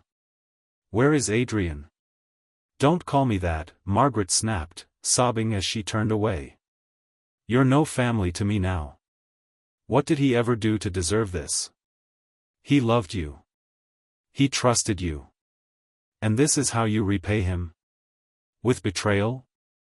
Her body trembled as she wept harder, overcome by the storm inside her. Harold gently took her hand and rubbed her back, murmuring, "All right now, don't wear yourself out. Someone escort Madam upstairs to rest." 2 staff members moved to help Margaret, and she didn't resist. Once she was gone, Harold turned to the butler and gave a subtle nod.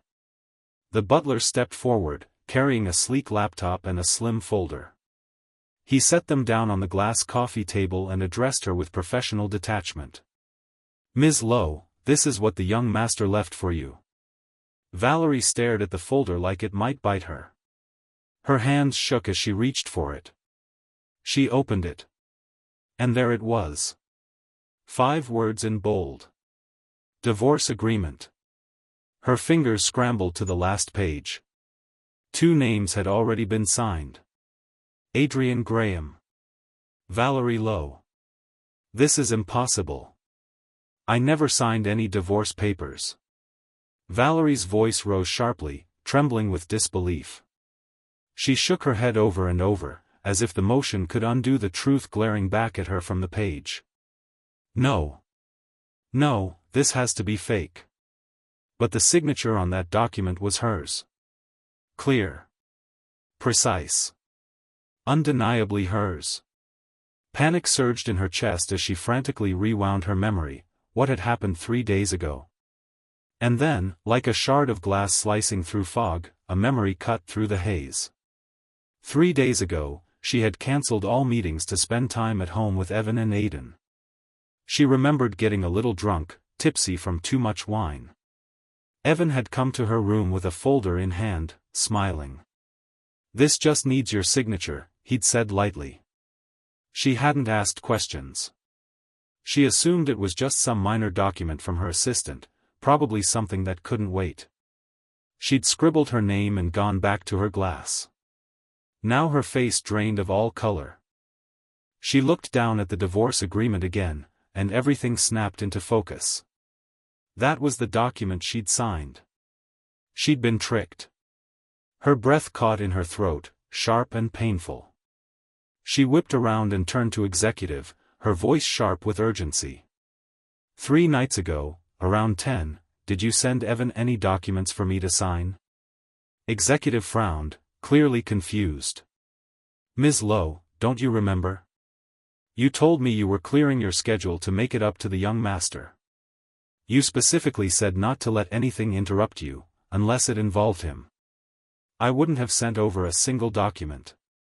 The final piece dropped into place. Valerie staggered back half a step. Her heart plummeted. It was Evan. Evan had set her up.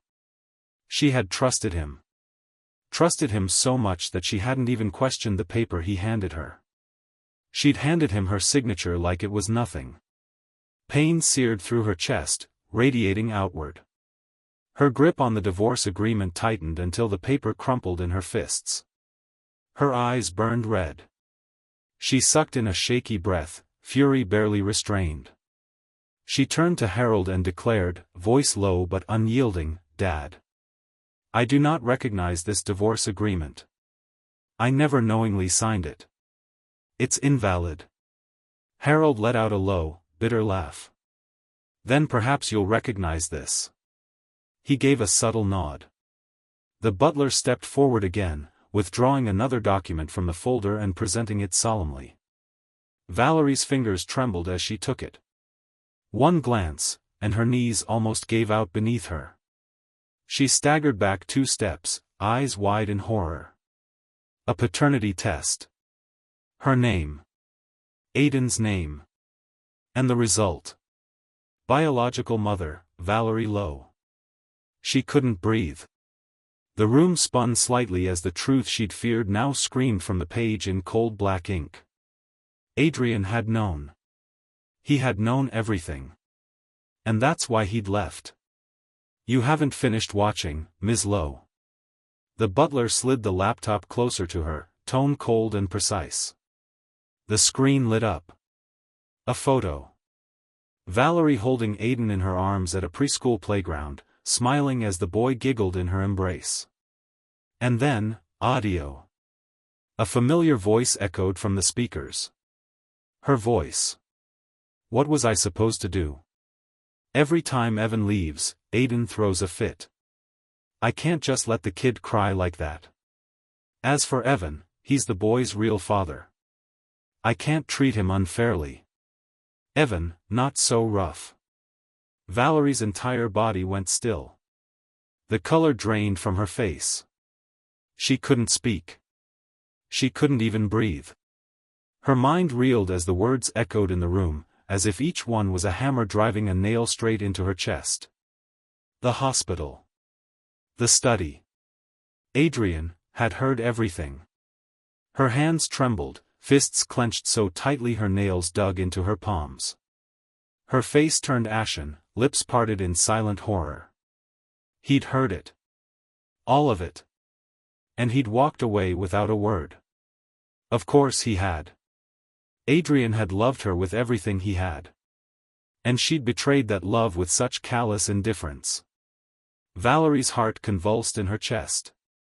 A bitter taste rose in her throat, she swallowed hard against it, trying to steady herself. But she couldn't. Her secrets, she had thought they were perfectly hidden. That no one would ever know. She'd believed herself in control. But she hadn't been. She'd been played. The butler looked down at her, eyes void of sympathy. "Quite the performance, Ms. Lowe. To be played like a fool by your own lover, impressive." Valerie flinched. Her arms stiffened at her sides, fists clenched so tight that her knuckles cracked. But the butler wasn't finished. "Our old master found more for you. Your son's biological father once contacted our young master directly, tried to add him on Instagram. The chat history is all here." He paused, then added with icy finality. "There are 3 things our young master despises most: deceit, betrayal, and being slandered. Your son. He wasn't kidnapped, if that's what you're thinking. He was handed over. By his own father." The butler pointed to the screen again. "All the evidence is there. Take your time, Ms. Lowe. You'll need it." Valerie was cast out of the Graham estate, alone, humiliated, and reeling. In her arms, she clutched the damning folder, photos, audio, chat logs, everything. She knew there was no way back in without a reckoning. Not just with Harold. But with Adrian. She had to give them answers, truths, not more excuses. Or she would never be allowed to see Adrian again. And even if she were, how could she face him? Outside, the sky had changed. Thick clouds hung low like a dark ceiling collapsing above her. The storm wasn't coming. It was already here. Valerie stormed into the Lowe estate, her expression dark as thunder. The guests were long gone. Without so much as removing her coat, she made a beeline for Evan's room, every step radiating fury. Evan. The door slammed open. Evan turned, startled, but before he could speak, Valerie's palm landed hard across his cheek. Smack. Her voice shook with barely contained rage. I warned you. If you wanted Aiden to stay in this family, you should have stayed the hell away from Adrian. She stepped forward, towering over him, eyes blazing with betrayal. Why the hell did you go to him? And that divorce agreement, what the hell is that about? Her eyes were bloodshot, devoid of warmth, as if she might rip him apart with her bare hands. Evan clutched his stinging cheek, trying to look hurt. Valerie. I don't understand what you're talking about. You don't? Valerie let out a cold, humorless laugh. She reached into her pocket, pulled out her phone, and tapped the screen. The bedroom TV lit up, security footage from 3 nights ago. There he was, Evan, entering her study late at night, placing a document before her as she lay half-conscious, drunk, barely able to hold a pen. And then, her signing it. That was all it took. Evan glanced at the footage. The color drained from his face. His lips parted, but no sound came out, only the chattering of his teeth. Valerie, the divorce papers. I only did it because Mr. Graham threatened me. Lies. Valerie snapped. All remnants of restraint vanished. She waved her hand. The bodyguards she brought with her immediately stepped forward and pinned Evan against the wall. No, no. Valerie, please. Evan thrashed violently, panic rising like floodwaters in his eyes. Let me go. I didn't mean to. Suddenly, the door burst open. Aiden. The little boy rushed in, tears streaming down his cheeks. Mommy, please, please don't hurt Daddy. Don't let them hurt him. He tried with all his might to pry her hand away, tiny fingers straining against her wrist. But she didn't move. She couldn't. Her heart pounded. And then. Valerie. It was Eleanor. She swept into the room and barked sharply, let him go. Now. You need to sit down. Do you even realize, you're pregnant? With Evan's child. The words hit Valerie like a lightning strike. She froze. Pregnant? That wasn't possible. Or was it? She placed a trembling hand over her abdomen, her mind spinning into chaos. Her period, yes, it had been late. She'd brushed it off as stress. But now. Everything turned to static. She couldn't hear Aiden crying. She couldn't hear Evan pleading. All she could think was. If Adrian finds out. If he knows I'm pregnant with Evan's child. Will he hate me even more? Will it finally break him? The answer terrified her. Because deep down, she already knew. The image of Adrian's lifeless eyes flashed across Valerie's mind, and her chest clenched with such force she could barely breathe. Evan had collapsed on the floor, gasping for air, lips curling into a hopeful smile. He thought he'd won. He thought that as long as she carried his child, Valerie would forgive him, no matter what he had done. But the very next moment, Valerie's voice cut through the room like a blade, cold, sharp, final.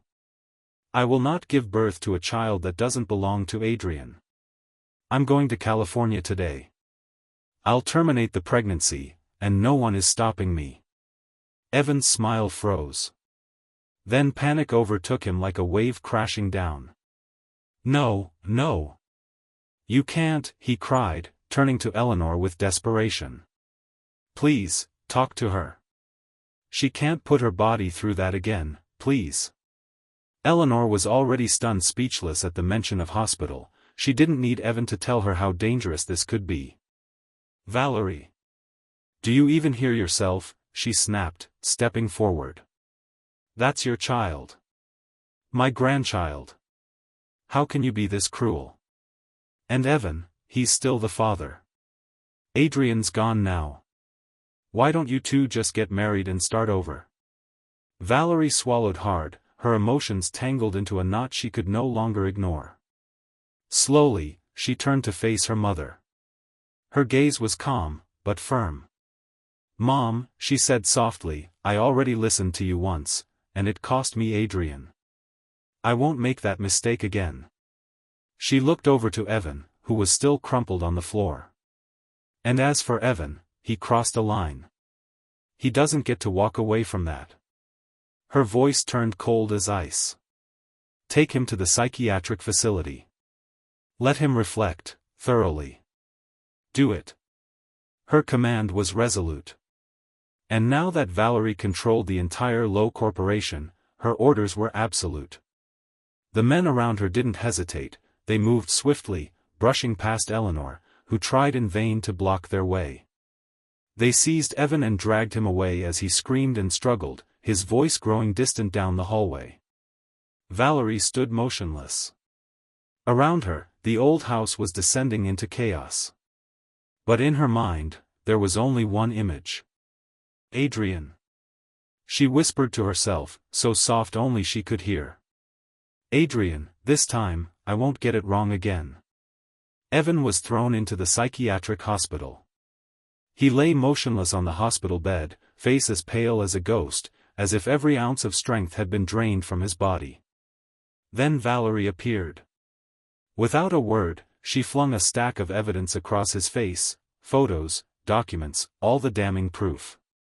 "You really thought no one would find out what you did? You laid hands on your own son. You're not a father, you're a disgrace to the word." Evan's eyes landed on the documents scattered around him. His face went from pale to ashen in an instant. He knew. Everything had come to light. His lips quivered as if trying to form an explanation, but no words came. None that mattered. Valerie stood over him like a final verdict. "I gave you chance after chance, Evan. But you insisted on destroying yourself. From now on, you're not allowed to see Aiden again. Not now. Not ever. You'll live out the rest of your days right here." With that, she turned and walked away. Evan stared after her, hatred flooding his hollow eyes. He hated Valerie for how quickly she'd turned on him. Sweet words yesterday, today, a prison sentence. He hated Aiden for being useless, for failing him as a son. And most of all, he hated Adrian. Why did he get everything, respect, love, family, while Evan was discarded like trash? But now, Evan could do nothing. He was powerless. Thousands of miles away in England, Adrian was crouched beside a dining table inside an old castle on the outskirts of London, carefully feeding Martin's son with a spoonful of soup. "Uncle Adrian, you're the nicest," Leo sniffled. "My mom and dad don't want me anymore, do they?" It had rained hard yesterday, but Leo had stubbornly refused to come in from playing outside. That night, he came down with a fever. And this morning, Martin and his wife Charlotte had left for a day trip, leaving the sick child entirely in Adrian's care. Now Adrian was babysitting, spoon by spoon, offering what comfort he could. "Your parents didn't abandon you," he said, fumbling for words. They just. Just what?" Adrian couldn't even finish the sentence. Thankfully, Leo was a kind and trusting child. Though his eyes were still rimmed red from crying, he obediently took each spoonful of soup without complaint. Watching that little face, Adrian felt something warm soften in his chest. His own life might be in shambles, but having Leo here, this little moment of peace, was a strange kind of solace. After dinner and medicine, Leo finally drifted off to sleep. Adrian sat at his bedside, watching the boy's flushed cheeks and labored breaths. His heart ached. And then, unexpectedly, another face surfaced in his mind, Aiden. He remembered that day at the hospital. Aiden had looked just like this, curled up, feverish, helpless. Nina had told him it was because Aiden had gotten wet in the rain. But Adrian clearly remembered, it hadn't rained in Kingston that night. Then how had Aidan gotten sick? Unless Evan had done it deliberately. Letting the boy fall ill, just to drag him to the hospital and stage a pathetic scene to win Valerie's sympathy. The thought made Adrian's blood run cold. To use your own child like a pawn. It was beyond disgusting. It was inhuman. He had been in England for over a month now. Even without actively keeping tabs on Kingston, news about the Lowe family still found its way to him. It was plastered across headlines, inescapable. The birthday banquet had collapsed in scandal. Aidan's parentage was now a matter of public speculation. And the Lowe group had just gone through a massive upheaval. Valerie had been crucified in the media, pinned to the shameful pillar of infidelity. If she hadn't spent years building the image of a doting wife, perhaps the world would have simply dismissed her as another entitled heiress with a taste for drama. But she had loved Adrian for years, relentlessly, publicly, and now, the revelation that she'd borne another man's child behind his back had shattered everything. The fall was swift. Brutal. Complete. And the way she'd handled Evan? Ruthless. Unforgiving. Adrian could tell. The kind of stories that should have been silenced were now sitting high on the trending list. That didn't happen without intent. It had to be Valerie's doing. She wanted him to see it. Wanted him to know she was trying to make things right. But what good was any of it? Adrian gave a bitter chuckle, one devoid of humor. His eyes were hollow. The damage had been done. And no amount of atonement could reverse it. All he wanted now was to stay in England, far from the noise, far from her, and let time slowly stitch his wounds. He leaned against the windowpane, watching as dusk pulled shadows across the sky. The light was fading fast. Then, out of the corner of his eye, a silhouette appeared at the castle gates. He blinked. It couldn't be. Valerie? She had found him. Across the garden, she stood motionless, eyes locked on him from a distance. Her dark gaze brimmed with longing, as if she was trying to memorize the shape of him with her heart. But Adrian didn't flinch. He simply stared back, calm, unreadable. The spark, the ache, the chaos, everything he'd once felt for her had faded into a quiet void. And then, without so much as a flicker of emotion, he reached forward and shut the window, sealing her out with the same ease he might close a book he no longer cared to finish. Moments later, a servant came rushing in. "Mr. Graham, there's a Miss Lowe at the gate. She says she wishes to speak with you." Adrian's eyes remained cold. His voice was distant. "No. Tell her to leave." The servant bowed and left swiftly. The name wasn't brought up again. And just like that, Adrian let her go. Completely. By evening, rain pattered softly against the windows, a gentle murmur that filled the castle halls. Leo, having awakened from his nap, seemed in much better spirits. His boundless energy was returning, barely contained beneath his small frame. He clambered up to the window and peered outside, nose nearly pressed to the glass. Uncle Adrian," he squeaked, excitement and curiosity bubbling in his voice. "There's someone kneeling out there." Adrian, caught off guard, blinked and rushed to the window. He followed Leo's tiny finger, his gaze stretching toward the garden gate. And there she was. Valerie. On her knees in the pouring rain, drenched and utterly alone.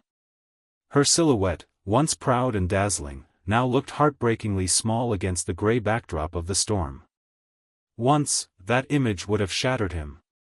Back then, just the sight of her in pain would have driven him to pull her into his arms, shield her from the world, and promise her the stars. But now? Now, it almost made him laugh. "She wants to kneel, let her," Adrian said coolly, his voice devoid of warmth. "If she passes out, have someone take her to the hospital. Just make sure she doesn't die on my doorstep." He never imagined he'd become the kind of man who could say something so sharp, so cruel. That night, sleep did not come easily. He dreamed in fragments, memories crashing over him like waves. Moments with Valerie, stitched together in no clear order, playing like a montage of the life they'd once shared. The kidnapping. The terror. The desperation. How they'd both risked everything for each other.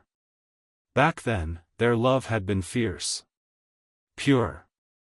As if the world had shrunk down to just the two of them. He remembered Valerie's trembling voice telling him she'd walk away from the Lowe family for him. That she would give it all up, titles, wealth, power, if it meant staying by his side. But in the end, when it came to the final choice, she chose the family. And let him go. Fate was nothing if not cruel. The next morning, as sunlight tried and failed to pierce through the thick English clouds, Adrian sat at the long dining table, quietly eating his breakfast. A servant approached him with a bow. "Mr. Graham," the woman outside, "the Lowe lady, she's been taken to the hospital." Adrian paused, his spoon still circling the creamy broth in his bowl. He had expected to feel some form of vindication. Maybe even satisfaction. But instead, all he felt was nothing. Just a dull, quiet echo. "I see," he replied simply. No anger. No triumph. No pain. He took a sip of the soup, calm, composed, as though the news had nothing to do with him at all. Just as Adrian was about to call someone, his phone buzzed with an incoming call. It was Harold. "Adrian," his father said, voice tight with concern, "did Valerie come to see you?" Adrian didn't deny it. "Yeah. I was just about to call you. Someone from the Lowe family should come pick her up." There was a weary sigh on the other end of the line. "The Lowe family can't reach her. That's why they came to me." Then, after a pause, Harold added heavily, "That man, Evan, he's kidnapped the child. The one from the Lowe family. He's using him to force Valerie to come back." Adrian's brow creased. He knew Evan was reckless, but this? Even his own son wasn't off limits. All just to manipulate Valerie into returning. "I understand," Adrian said quietly. "I'll tell her." After the call ended, Adrian stared at the darkened screen for a long moment, unreadable emotions flickering across his eyes. Eventually, he got up and made his way to the hospital. He brought Leo along. He couldn't bear to leave the boy alone. When they arrived, Valerie had just begun to stir awake. Her lashes fluttered slightly, and she blinked at the ceiling before her gaze slowly shifted. And there he was. The man she had dreamed of every night for the past month. The man she had cried for, begged for, clung to in her sleep. For a second, her heart leapt. But the moment her eyes met his, all joy drained away. Adrian stood by her bedside, tall and still, his expression unreadable. His eyes, once full of warmth and devotion, were now distant, cold. "You're awake," he said flatly. The voice was familiar, but the tone was not. It was detached, impersonal, like speaking to a stranger on the street. Valerie trembled. It had been a month. An entire month without seeing him. Her longing had eaten away at her, night after night, until she'd been driven to the edge of madness. And now, finally, he was here. Real. Within reach. Tears welled in her eyes as she suddenly pushed herself up and threw herself into his arms. "Adrian. It's really you. I missed you so much." Her voice was raw, hoarse from crying and exhaustion, but filled with love, aching, desperate, undeniable. Adrian's body stiffened at the contact. Then, with quiet force, he pushed her away. "Valerie," he said, sharp and firm, "we're divorced." The hollow space where he had stood a moment ago now felt like a chasm. Valerie stared at it in disbelief, her eyes filled with anguish. "No," she whispered. Then louder, more frantic, "No, Adrian, I didn't agree to the divorce. I was drunk that night. I didn't even know what I was signing." Her voice cracked, thick with panic and pleading. Please, I didn't know. Like a child realizing too late that she'd shattered something precious, she reached out to him again, reaching for a lifeline she'd already let slip through her fingers. But Adrian simply stood there, cold and unflinching, his gaze hard as stone. Valerie, he said, voice low but cutting, you should have known the day would come, back when you chose Evan, 7 years ago. There was no rage in his tone now. Just a hollow, mocking scorn that stung sharper than any outburst. Valerie's face went ghostly pale. Her lips trembled. She shook her head, eyes wide with desperation. Adrian, please, you have to believe me. I had no choice. Everything I did because I had to. Her voice cracked under the weight of helplessness, like someone drowning, reaching wildly for one last breath. The Lowe family couldn't go without an heir. I had to take control, to protect them, to protect you. I never thought. Enough. Adrian's voice snapped like a whip, sharp, unforgiving. I was never someone who needed protecting. Not from you. His words sliced into her like razors. When I risked my life for you, it wasn't because I needed saving. Your protection was always just decoration, icing on a cake I never asked for. And yes, I was sick. I was weak. But I was still a man. Since when did I become someone whose woman needed to shield him? Every word landed like a needle driven into the softest part of her heart. Valerie's lips parted, but no sound came out. You knew I would have stood by you. Through anything. Even if we lost the entire Lowe empire, we could have built something new together, something just ours. Adrian's voice dropped, softer now, but laced with deep sorrow. But none of that was enough for you. You still chose to betray me. Valerie sat frozen in the hospital bed, her entire body tense with the pain blooming in her chest. He was right. She had known who Adrian was. The kind of man who would carry the world for her if she asked. A man who would bleed beside her, not run. But she had still chosen power. Still let the world blind her. Still hurt the one person who would have never let her fall. What have I done? Her vision blurred. She couldn't even remember the last time she cried, but now, the tears came in silence, warm and unrelenting. They spilled down her cheeks, soaking into the clean white sheets beneath her. Staining them with everything she couldn't undo. Her regret. Her shame. Her love, too late. Valerie clenched her fists so tightly her knuckles turned white. Her voice trembled, choked by tears. Adrian. I was wrong. I know I was wrong. Please, please give me one more chance. I can't live without you. Her eyes shimmered with desperate hope, like someone drowning and reaching for the last thread of light. Evan is gone, I had him taken away. I'll leave Aiden to the Lowe family, cut all ties with them. I don't want anything or anyone else, just you. No matter where you are, I'll follow. A confession like this, raw, stripped of pride, soaked in love, would have once shattered Adrian. But that man, the one who would have pulled her into his arms without hesitation, no longer existed. It's too late, Adrian said coldly. You're filthy now, Valerie. He tightened his grip on Leo's hand, eyes sharp with detachment. Oh, and one more thing, I forgot to tell you. There's been another incident in the Lowe family. Aiden broke into the psych ward. He let Evan out. Evan's taken the boy hostage, says he'll only let him go if you come back. Adrian's voice cut like glass. Go home, Valerie. He's your son. But you and I, we're finished. Those words, calm, final, merciless, snapped the last thread of hope inside her. She stared at his back as he walked away, unable to move. Her heart felt like it had been crushed in a vice, every beat a fresh wave of pain. She couldn't even summon the strength to chase after him. Because she knew. This time, she had lost him for good. Kingston, Low Estate. By the time Valerie arrived, the scene was chaos.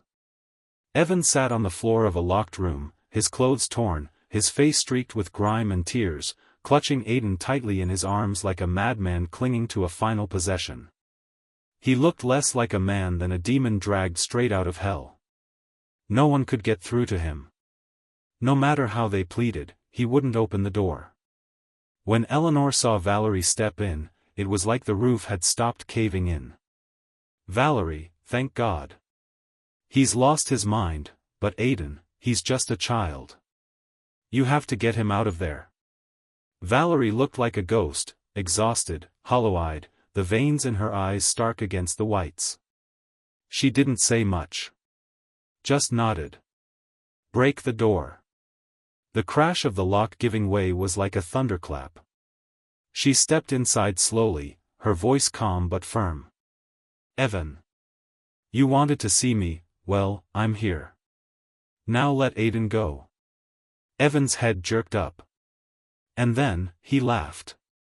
A shrill, broken, unhinged laugh that echoed off the walls and scraped down the spine. Ha, ha ha ha. His eyes gleamed with madness. I heard you ran off to England, he spat.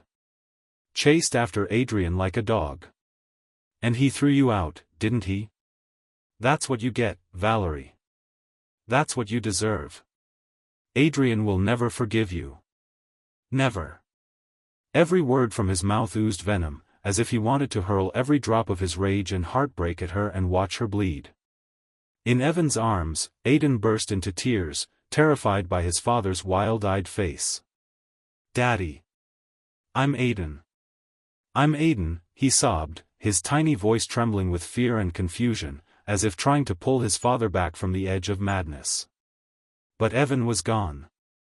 He shook the boy violently, his eyes burning with resentment. Shut up.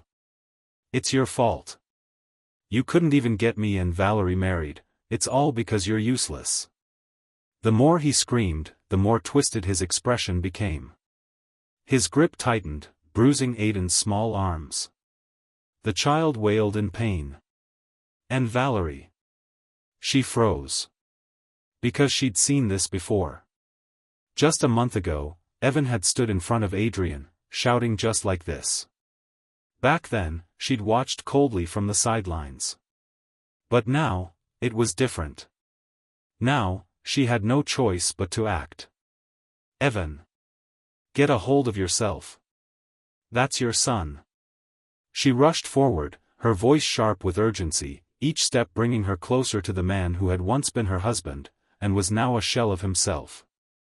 Sensing her approach, Evan's entire body tensed. That same old fear, deep, instinctual, rose again like a wave, swallowing him whole. He suddenly stopped moving. And then, he collapsed. Just like that, stiff and silent, dropping as if the strings that held him had been cut. Valerie lunged and caught Aiden in her arms before he could fall with him. A scream rang out behind her, one of the assistants, and someone yelled to call emergency services. Within minutes, Evan was rushed to the hospital. The lead physician was none other than Nina, Valerie's oldest friend. The surgery lights stayed on for an entire night. When they finally dimmed, the news came. Evan had completely lost his mind.